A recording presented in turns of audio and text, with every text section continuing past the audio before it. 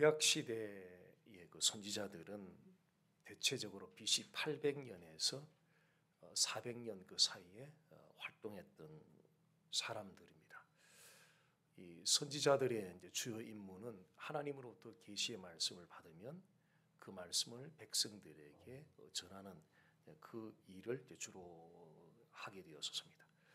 하나님의 계시의 말씀을 받아서 백성들이 전하는 입장이 되다 보니까 아무래도 일반 백성들보다는 하나님께 대한 믿음이 견고하고 충만한 사람들로 알려져 있습니다. 하박국 선지자도 그 선지자들 중에 한 사람이 속하게 되었고요. 그런 하나님에 대한 견고하고 충만한 믿음을 가지고 있다면 어떤 상황을 만나더라도 그 하나님께 대한 믿음이 흔들릴 것 같지 않은데, 근데 실상은 그렇지 않은 것 같습니다. 이 하박국 선지자가 나라 안과 나라 바깥으로부터 일어나는 그런 여러 가지 어려운 상황들을 접하면서 그 하나님께 대한 믿음이 흔들리고 있었습니다. 즉 하나님 이 백성, 언약 백성을 이대로 방치하십니까? 돌보지 않습니까? 하나님의 백성들을 돌보시지 않습니까? 하는 하나님에 대한 이 의문, 그리고 하나님이 페어한 것 같지 않은, 어떻게 언약 백성을 사악한 이방 나라 사람들을 사용해서 어떻게 이 언약 백성을 그렇게 심판을 하실 수 있느냐는 이해가 되지 않는, 그래서 하나님께 대한 의문, 하나님 정말 공평하신 분 맞습니까? 라고 하는 그 의문을 이제 가지게 되었습니다. 그런 하박국 선지자의 의문에 대해서 하나님은 대답을 해 주시면서 하박국 선지자의 그 의문을 해결해 주셨는데, 하박국 선지자는 하나님의 그 응답을 들으면서 하나님께 대하여 품었던 그 의문들을 확신으로 가지게 되었습니다. 오늘 하박국서 3장에는 하나님께 대한 그 의문을 마무리하는 하박국 선지자의 기도의 내용을 담고 있습니다. 첫 번째, 두 번째 하나님께 품었던 그 하박국 선지자의 그 의문에서는 하박국 선지자가 자신의 의문에 대해서 하나님 대답 좀 해달라고, 응답 좀 해달라고 하나님께 요청을 했었습니다. 반면에 이 마지막 의문에서는 하나님 계십니까 하는 이제 그런 의문인데요. 이 마지막 의문에서는 하박국 선지자가 기도하면서 기도 가운데 스스로 대답을 하고 있어요. 이거 이제 첫 번째, 두 번째 하박국 선지자가 품었던 의문과 좀 이제 다른 점이기도 합니다.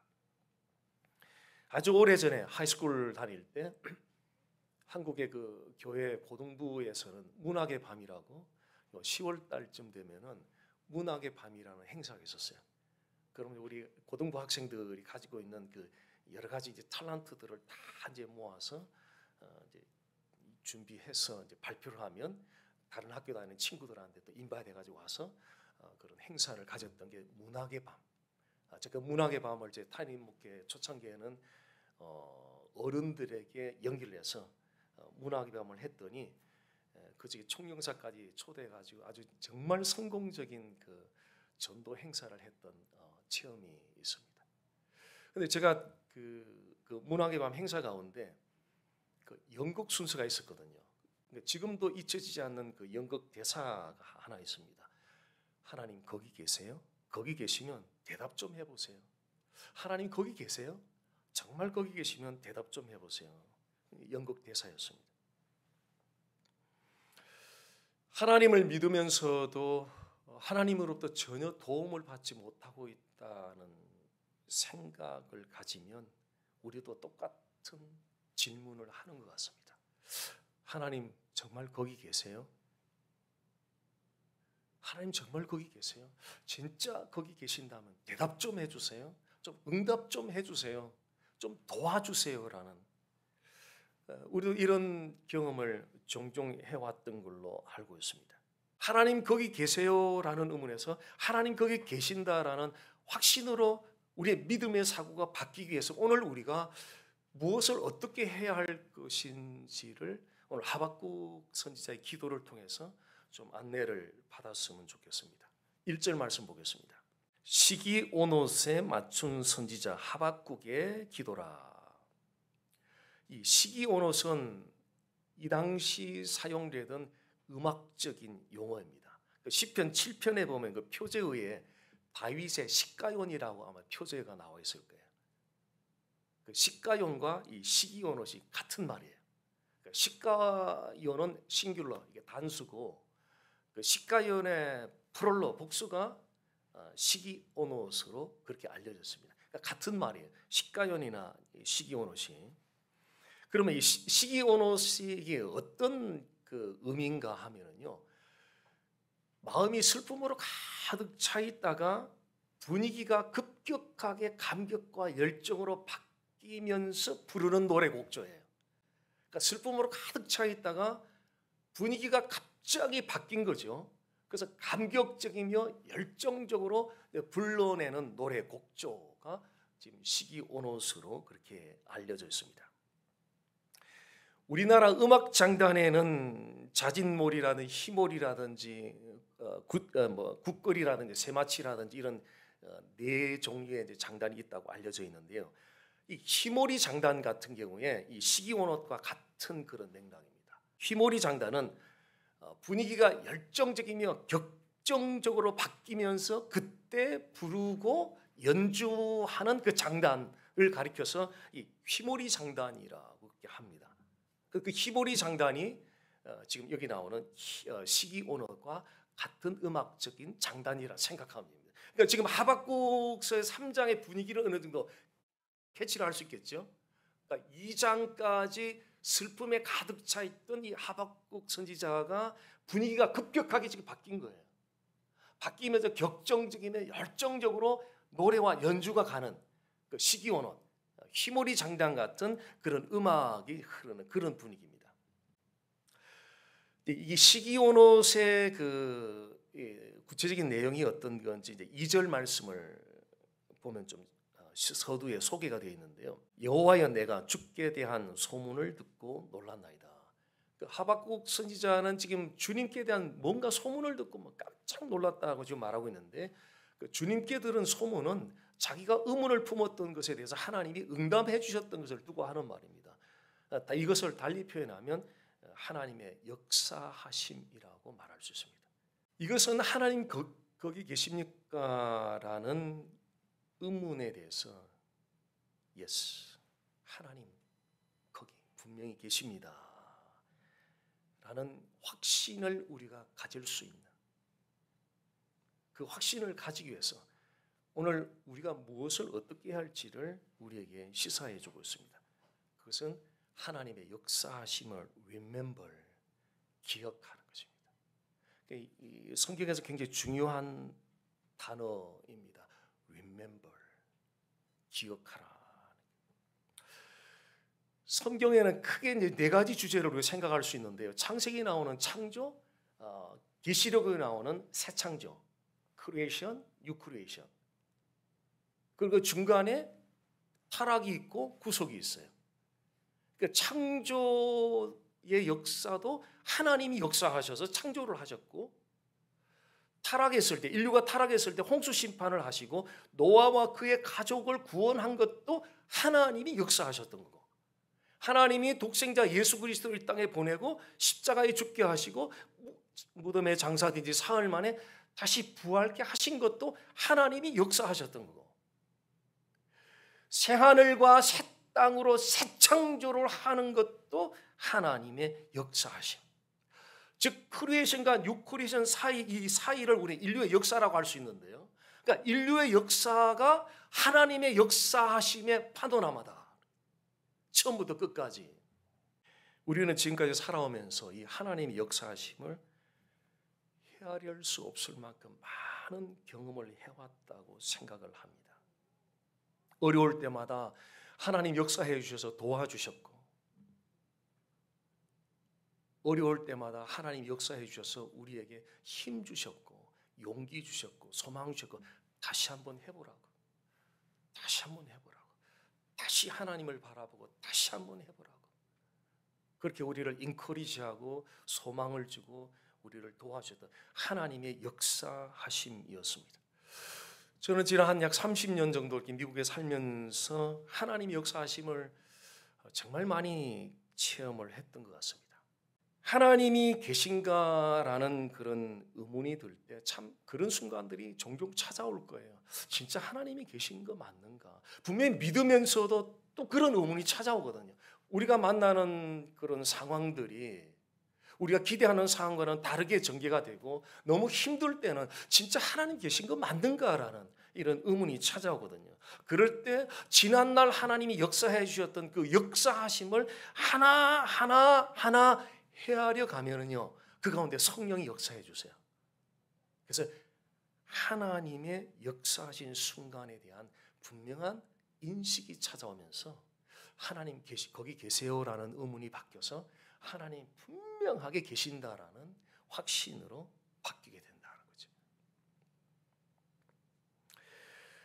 오늘 말씀 3절과 15절까지는 하나님께서 이스라엘 백성들을 애굽에서 해방시켜 나온 그 구원의 역사에 대해서 쭉 상기를 시키면서 동시에 하나님은 그 출애굽 때만이 아니라 지금도 하나님은 그들을 위해서 일하고 계신다는 사실을 말씀해 주고 있습니다. 하나님 계십니까? 라는 의문에서 하나님은 분명히 계신다라는 확신을 가지기 위해서 우리가 해야 하는 두 번째 일입니다. 그것은 하나님이 지금도 나를 위해서, 하나님이 지금도 나의 가정을 위해서, 하나님이 지금도 나의 일하는 일터를 위해서 지금도 일하고 계신다는 사실을 trust, 신뢰하는 것입니다. 사람의 가진 특징 가운데 하나는 쉽게 잊어버린다는 사실인 것 같아요. 우리 잊어버린 것 때문에 어쩌면 살고 있는지도 몰라요. 안 잊어버려지면 돌에 새겨놨으면 안 지워지잖아요. 그렇게 안 지워지면 아마 우리 살 수 없을 것 같아요. 잊어버리니까 살 수 있는 것 같아요. 하나님 계십니까? 라는 그런 의문이 드는 상황을 만났을 때 쉽게 우리가 잊어버리는 것이 한 가지 있어요. 하나님 정말 계신 거 맞습니까? 하나님으로부터 아무런 도움도 받지 못한다는 그런 의문이 들 때에 우리가 쉽게 잊어버리는 사실 한 가지. 하나님은 지금 이 상황에서도 나를 위하여 일하고 계신다는 사실을 우리는 쉽게 잊어버리는 것 같아요. 그렇게 많은 시간 설교와 성경 공부를 통해서 들어왔고 배워왔음에도 불구하고 실제 그런 케이스를 딱 만나게 되면 전혀 들어보지 못한 것처럼, 전혀 배워보지 못한 것처럼 그렇게 낯설어하고 까마득하게 다 잊어버린다는 거죠. 그런 현상은 우리들에게만 있는 것이 아니라 예수님의 제자들에게도 나타나고 있었습니다. 예수님 당시 갈릴리 지역을 다스리던 분봉왕 헤롯 안디바스가 이복 동생이었던 빌립의 아내를 자신의 아내로 취한 불륜의 사건이 일어났죠. 여기에 대해서 세례 요한이 바로 페이스 투 페이스 얼굴을 마주하면서 그 잘못된 거라고, 분봉왕 헤롯 안디바스 당신 그 한 거 잘못이라고 정확하게 지적을 했다가 그 헤롯 안디바스가 이 세례 요한을 죽여야겠다는 마음을 품게 되죠. 그런 와중에 헤롯 안디바스의 생일일 날이 되었어요. 그 생일날 이복 동생의 아내였던 그 자기 아내로 취한 이 헤로디아의 딸이 살로메가 있었는데, 살로메가 헤롯 안디바스의 그 벌스데이 파티 때 춤을 추면서 헤롯 안디바스의 마음을 흡족하게 해줬어요. 너무 기쁘게 해줬어요. 그때 헤롯 안디바스 하는 말이, 네가 원하는 게 뭐냐? 말만 해라, 내가 다 들어줄게. 그랬더니 이 살로메는 자기 엄마하고 다 이야기가 됐던 사실이죠. 세례 요한의 목을 베서 그 쟁반에 담아서 나에게 가져달라, 이 요청을 하게 되고, 헤롯 안디바스가 이 요청을 받아들여서 사람을 시켜서 세례 요한의 목을 베서 쟁반에 담아서 살로메에게 가져다 주게 되었습니다. 세례 요한이 죽었다는 소식을 듣고 예수님께서 배를 타고 조용히 떠나갔습니다.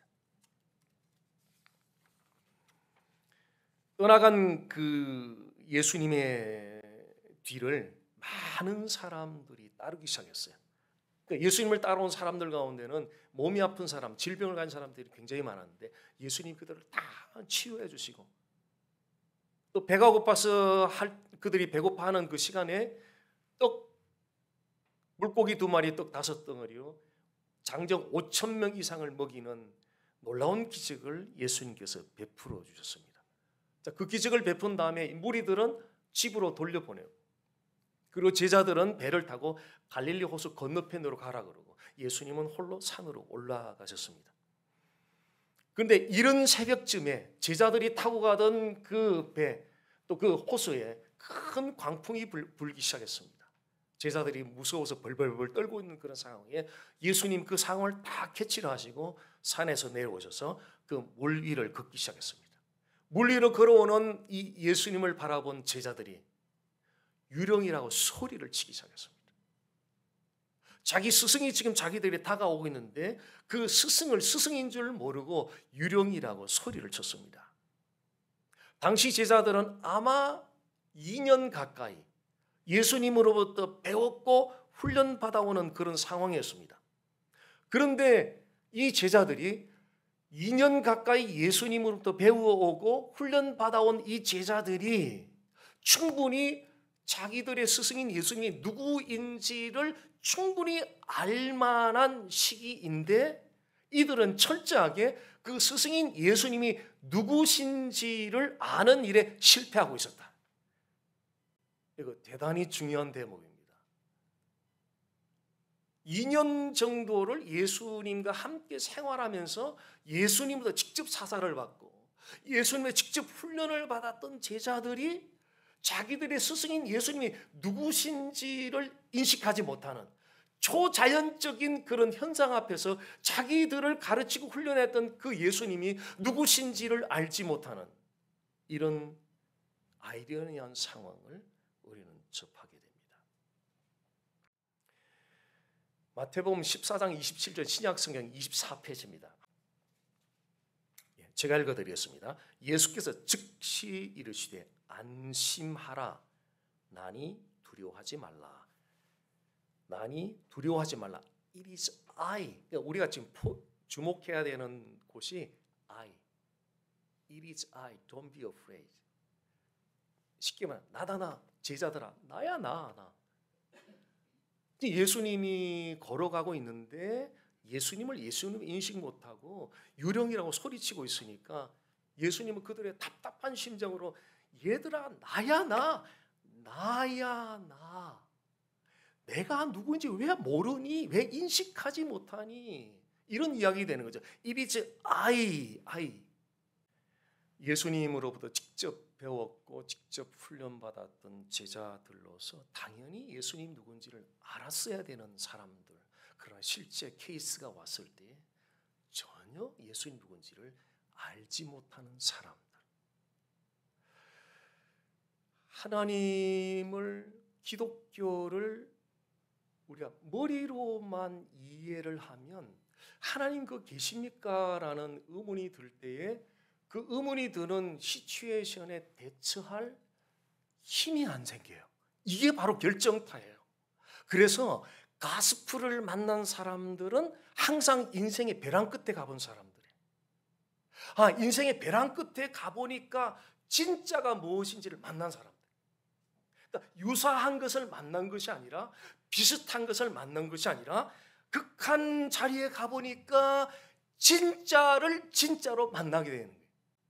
하나님을 머리로 이해하는 상황에서는 하나님 정말 계십니까? 라는 의문이 드는 상황에 대하여 대처할 수 있는 힘이 전혀 없어요. 70세 된 한인분, 미국에서 대학 교수를 지내면 정말 일테리 똑똑하신 분이시고 매일 타임즈를 갖다 놓고 보시던 분. 근데 시한부 판정을 받고 한 6개월 정도밖에 살지 못하는 그런 상황에 있었습니다. 그래서 케어하시는 분들이 가서 TV도 틀어주고 타임즈도 주는데 소용없어. 그 좋아하던 타임즈도 TV도 소용없어. 아무런 소망이 없이 그렇게 세월을 보내는 거예요. 그 똑똑한 여자분이, 미국에서 대학 교수까지 지나신 그렇게 똑똑하신 분이 극한 자리에 오니까 그렇게 좋아하던 타임즈의 지식도 아무런 자기에게 그 순간은 아무런 힘이 되었지 못한 허무한 거죠. 하나님을 머리로 아는 것은 우리의 결정적인 인생의 순간에는 아무런 효과를 주지 못한다는 거예요. 기독교 비슷한 정보들은 우리의 극한 상황에서는 아무런 파워 제공이 안 된다는 거예요. 그래서 그 진리 자체를 정확하게 온전하게 제대로 고백적으로 알아야 된다는 거죠. 그렇다면 어떻게 해야 하나님을 마음으로 고백적으로 알 수 있겠느냐 하는 것입니다. 자, 누군가를 마음으로 진짜 제대로 온전히 알려면 어떻게 해야 됩니까? 그냥 뭐 운동 같이 하고 밥 같이 먹고 뭐 취미 같이 하면 그 사람 온전히 알까요? 뭐 연인 사이가 되었든 가족 관계가 되었든 친구 사이가 되었든 누군가를 온전히 안다면 알기 위해서 어떻게 해야 될까요? 그냥 시간을 같이 보내는 것으로 그 사람을 충분히 알 수 있을까요? 충분치 않다고 생각해요. 누군가를, 그 대상이 누구든지 누군가를 제대로 알려면 그 사람을 사랑해야 된다고 생각해요. 그 사람을 제대로 온전히 사랑하면 머리로만 그 사람을 알고 있던 사실과 전혀 다른 사람의 모습을 발견하게 된다는 거예요. 진짜 그 사람을 사랑하면 그 사람의 진짜 모습을 만나게 된다는 거예요. 그래서 우리는 언제나 정보로 알고 있는 것으로 그 사람들을 대하다 보니까 그 사람의 진짜를 못 만나는, 하나님을 마음으로 고백적으로 알기 위해서는 마음을 다하여, 목숨을 다하여, 뜻을 다하여, 힘을 다하여 그 하나님을 사랑할 때에 비로소 마음으로 고백적으로 내 하나님을 알게 된다는 것입니다. 하나님을 머리로 아는 데는 하나님과의 사랑의 고백이 필요 없는 것 같아요. 하나님과의 사랑의 고백 없이도 머리로는 알 수 있어요. 그런데 하나님을 마음으로 고백적으로 아는 데는 반드시 그분과의 사랑의 관계가 전제되어야 된다. 그분에 대한 사랑의 고백이 있을 때 비로소 그 하나님을 온전히 마음으로 고백함으로 알게 된다는 것입니다. 그래서 하나님을 아는 만큼 아는 것은 그건 학문의 세계에서 그렇게 하는 거예요. 기독교와 학문의 세계는 totally different. 지나온 100년 사이에 기독교를 무너뜨렸던 바로 주범이 바로 학문을 추구하면서 기독교를 동시에 추구해갔던 것이 오늘의 현대 기독교를 이렇게 바닥을 치게 만들었던 것이다. 진리는 그런 게 아니라는 거죠. 기독교 진리 세계는 그런 게 아니라는 거죠. 기독교 진리는 마음으로 고백적으로 알 때에 비로소 그 하나님을 알게 된다는 것입니다. 마음과 목숨, 뜻과 힘을 다해 하나님을 사랑하면 그때 비로소 우리가 마음의 고백으로 이제 내가 진짜 하나님 알겠다. 하나님 알겠다는 고백을 가질 수 있을 것입니다. 그리고 하나님 계신가라는 의문이 들 때 예스, 하나님 여기 계셔. 누가 뭐라 그래도 상황이 아무리 우리를 실망시킨다 할지라도 하나님은 계셔. 성경이 그렇다면 그런 걸. 성경이 하나님 계신다 하니까 100% trust, just, Bible says so. 성경이 그렇다 하니까 전적으로 신뢰를 우리는 그분께 둘 수가 있다는 것입니다. 3장 2절 말씀 좀 보겠습니다. 여호와여 내가 주께 대한 소문을 듣고 놀랐나이다. 여호와여 주는 주의 일을 이 수년 내에 부응하게 하소서. 하박국 선지자 기도에 한번 주목해 보십시오. 여호와여 주는 주의 일을 수년 내에 부응. 교회들이 부응을 위해서 많이 어떻게 해야 되나? 악용해야 되나? 이거를 어떻게 해야 되나? 판권을 잘못 사용했다 해야 되나? 참 오랜 세월 동안 참 많이도 이렇게 악용을 한 구절 중에 하나예요. 이제 지금 우리가 하박국 선지자 의문을 찾아오니까 이제 컨텍스트를 아시겠죠. 이 말씀이 나오긴 배경이 이 부흥이라고 하는 새롭게 함으로 다시 살아나는 거거든요. 리바이브, 다시 살아나는 거예요. 자, 하박국 선지자가 그동안에 의문을 품었던, 불평을 가졌던, 원망했던, 하나님이 어떻게 저 사악한 바벨론 사람들을 들어서 언약 백성인 당신의 백성들을 어떻게 심판할 수 있습니까? 라고 의문을 품고 못마땅해 했던 거죠. 그런 의문에 대해서 지금 이 3장의 기도문을 보면 이 의문은 전혀 이의를 제기하지 않습니다. 오히려 당연하다고 받아들이고 있습니다. 수년 내에 부흥케 하소서, 이 말씀 안에는 하나님이 행하시는 사악한 바벨론을 들어서 언약 백성을 심판하겠다는 하나님의 계획에 전혀 이의를 달지 않는 그대로 당연하게 받아들이고 있는 하박국 선지자의 마음이 이 말씀 안에 포함이 되어 있습니다. 모든 관심을 언약 백성을 새롭게 하여 다시 살아나게 함으로 부흥케 하는 하나님께로 모든 관심을 돌리고 있습니다. 하나님이 계신가라는 의문이 들어올 때, 예수, 하나님이 계신다라는 확신으로 나가기 위해서 우리가 해야 할 일 마지막 세 번째입니다. 우리 자신이 새롭게 되어 다시 살아나는 부흥을 허락해달라고 하나님께 간구하는 것입니다. 이것은 큰 공동체적인 부분도 있겠지만 특별히 개개인을 향한 이 부흥이 상당히 강조되고 있다는 사실을 우리는 염두에 두어야 됩니다. 부흥은 늘 큰 그룹으로만 생각하는데 진짜 부흥은 거기에 있는 것이 아니고요. 나 자신. 우리의 가슴이 예수님으로 말미암아 불이 탈 때에 다른 요소가 아닌 예수님으로 말미암아 우리 가슴이 불타오를 때에 이곳이 영혼이 리바이브, 다시 살아난다, 새롭게 되었다. 저 사람 영혼에 지금 부흥이 일어나네. 저기를 다 보십시오. 저 사람의 부흥이 일어나네 라고 우리 말할 수 있어야 된다. 수년 내에 부흥하게 하소서. 하나님이 행하시는 그 심판에 대해서 이의가 전혀 없습니다. 이제는 저를 바라봅니다. 이 백성들을 바라봅니다. 이 백성들이 새롭게 되어서 다시 살아남으로 이 백성들의 영이 부흥케 되는 그 은혜를 이 백성들에게 허락해 주옵소서라는 간절한 호소를 하박국 선지자가 하고 있다는 거죠. 우리의 초점이 바뀌는 것입니다. 하나님 계십니까? 라고 의문을 제기할 때는 우리의 초점이 일어난 상황에 우리의 초점이 언제나 머물러 있었습니다. 일어난 상황에 우리의 초점이 머물면 원망이 생기고 불평이 생기고 불안함이 생기면서 네거티브 에너지가 우리를 지배해요. 다미네를 해버려요. 네거티브 에너지가 우리 생각과 모든 삶 전체를 다미네를 해버려요.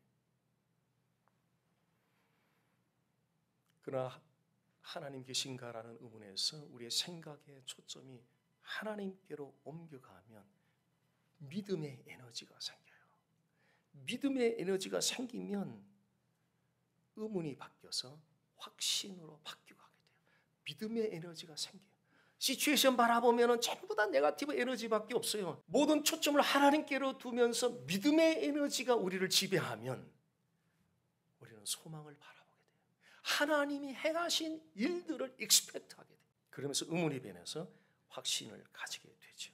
우리는 누구든지 하박국 선지자처럼 어려움 가운데서 정말 하나님 계십니까? 라는 의문을 가질 수 있습니다. 어쩌면 하루에 몇 번씩 이 의문을 품고 살아가고 있는지도 모릅니다. 하나님 계십니까? 라는 의문이 들 때 우리가 해야 할 일들이 있습니다. 하나님이 역사하심에 대해서 헤아려보는, 진지하게 묵상하면서 헤아려보는, 우리의 본능은 잊어버리는 본능을 갖고 있지만 성령 안에서 다시 소환해서 다시 기억하는 거죠. 하나님이 역사하셨던 그 역사하심의 그 순간순간들을 헤아리는 가운데 성령이 우리 마음을 붙잡아 주셔서 의문에서 확신으로 나가게 할 것입니다. 그리고 하나님은 지금 이 순간 내가 지금 처하고 있는 이 상황 속에 하나님은 나를 위해서, 우리 가족들을 위해서 일하고 계신다. 이것이 머리 지식으로 아는 것이 아니라 이 머리 지식으로 하면 이미 유치원에서도 다 진도 끝난 진리거든요. 그런데 PhD 10개 가진 사람도 이거는 끝없이 마음의 고백으로 알아가야 되기 때문에 끝없이 무릎 꿇어야 되는 진리.